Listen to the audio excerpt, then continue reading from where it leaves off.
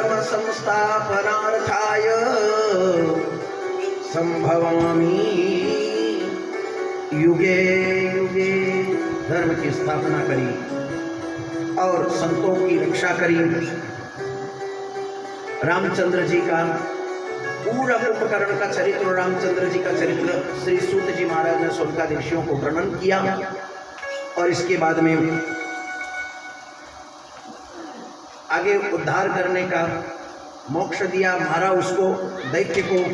और इसके बाद आगे के चरित्र में वर्णन किया गया है। तो भीमेश्वर ज्योतिर्लिंग की स्थापना, कई देवताओं ने प्रार्थना पूजन करी और कई देवताओं ने प्रार्थना पूजन करके काशी विश्वेश्वर भगवान की स्थापना सूत जी वर्णन करते हैं।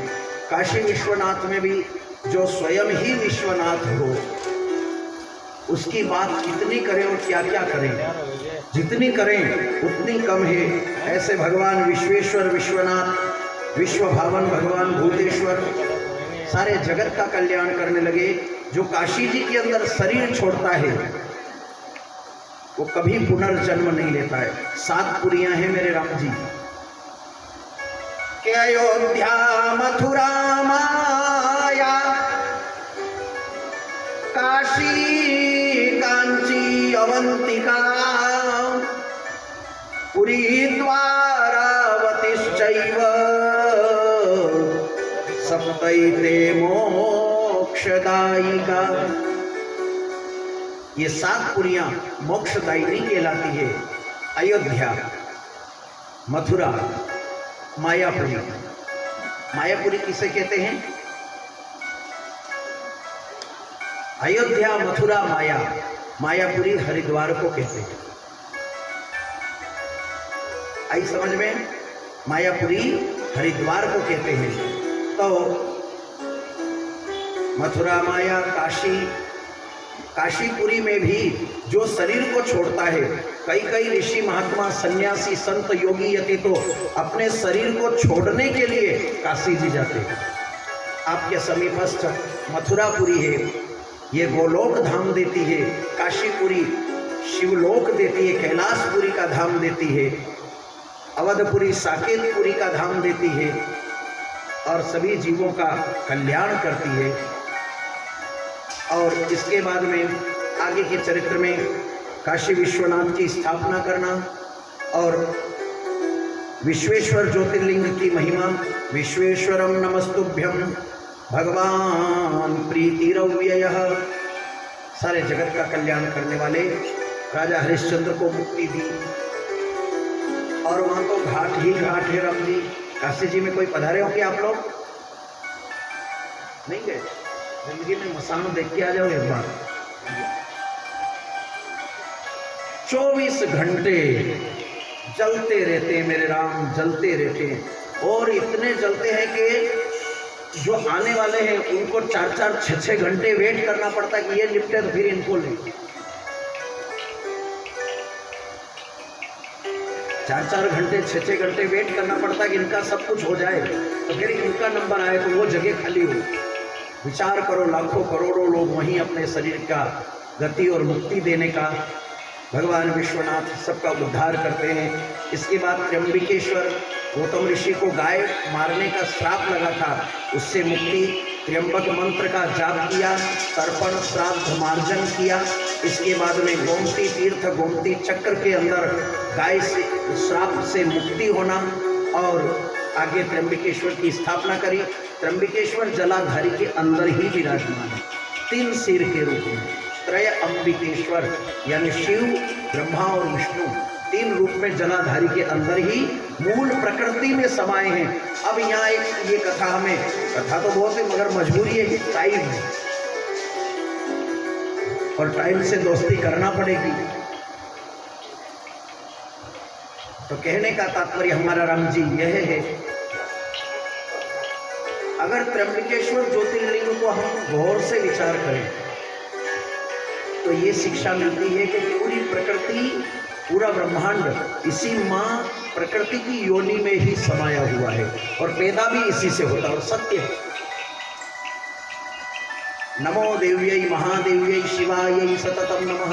नमः प्रकृते भद्रायै नियताः प्रणता स्मृताम्। ये प्रकृति ब्रह्म रूप में प्रकट होती है और धारण पोषण करती है। ब्रह्मा विष्णु को भी, दुर्गा सप्तशती के अंदर तो ब्रह्मा विष्णु महेश को भी हम ब्रह्मा ब्रह्मणि वेदितव्य अहम पंचभूतान्य पंचभूतानि, मैं ही पंचभूत, जो पंच महाभूत है पृथ्वी सूर्य अग्नि वायु आकाश, सब में ही शक्ति हूँ, मैं ही धारण करती हूँ। यहाँ प्रकृति और यहाँ भागवत के 10वें स्कंद के 31वें अध्याय में जहाँ गोपियाँ विनती करती है तो ये विनती करती है, शिव विनती करते हैं, अयमिति राधिको रूपम प्रकृति ब्रह्म सनातनः। अयमिति राधिको रूपम प्रकृति ब्रह्म सनातनः। मिटने वाले सनातन उसे कहते जो नाश न हो। अनंत ब्रह्मांड को धारण करने के बाद भी, अनंत आयु को पा करके भी वो उसका क्षय न हो, वो सारे ब्रह्मांड का रचयिता, इसलिए उसे सनातन कहते हैं। बोलो राजा रामचंद्र भगवान की।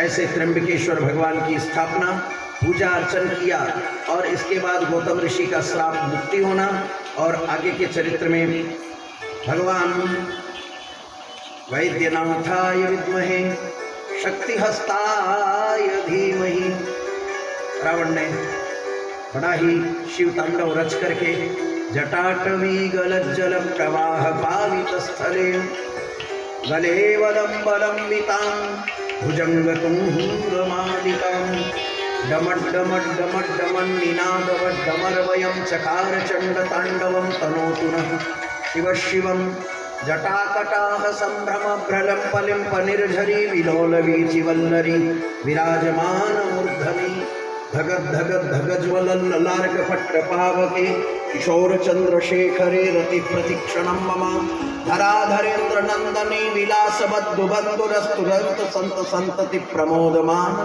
मानुषे कृपा कटाक्ष धोरणी निरुद्ध दुर्धरापति क्वचित दिगंबरे मनो विनोद मेद वस्तुनि जटा भुजंग पिंगल स्फण फणा मणिप्रभ कदंब कुंकुम द्रुम प्रलिप्त लिप्त दुर्मुखे मदांध सिंधुर स्फुरस्तुरिक्तरी यमे दुरे मनो विनोद मद्भुतम विभूत भूत भरतरी। बोलो राजा रामचंद्र भगवान की।